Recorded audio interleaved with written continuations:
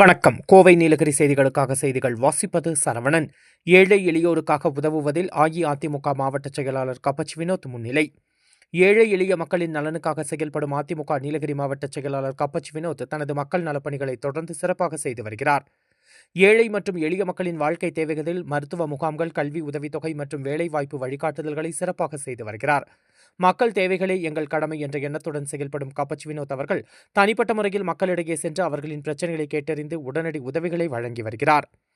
நம்மை நம்பி வாழும் மக்களுக்கு நாங்கள் துணையாக இருக்க வேண்டும். அதிமுக ஒரு மக்கள் இயக்கம். உதவியற்றோர் வாழ்க்கையில் ஒரு ஒழுக்கீற்று ஏற்படுத்துவதே எங்கள் குறிக்கோள் என்று கூறிய கப்பச்சி வினோத், உதகையில் கடந்த 4 நாட்களாக கனமழை பெய்து வரும் கனமழையில் உதகை நகரம் தலையாட்டுமந்து பகுதியில் சுமார் 3-4 வீடுகள் சேதமடைந்துள்ள நிலையில் சுமார் 50க்கும் மேற்பட்டோர் முகாம்களில் தங்க வைக்கப்பட்டுள்ளனர். இதனை அறிந்த அதிமுக மாவட்ட கழக செயலாளர் கப்பச்சி வினோத் உடனடியாக சம்பவ இடத்திற்கு நேரடியாக சென்று சேதமடைந்த வீடுகளை பார்வையிட்டு பாதிக்கப்பட்டவர்களுக்கு ஆறுதல் கூறி முகாமில் தங்க வைக்கப்பட்டுள்ள 50 நபர்களுக்கு தலா 2000 ரூபாய் மதிப்புடைய அத்தியாவசிய நிவாரணப் பொருட்களை வழங்கினார்.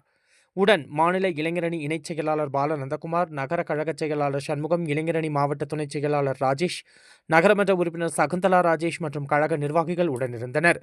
கோவை நீலகிரி செய்திகளுக்காக எமது சிறப்பு செய்தி ஆசிரியர் தமிழ் வெங்கடேசன்.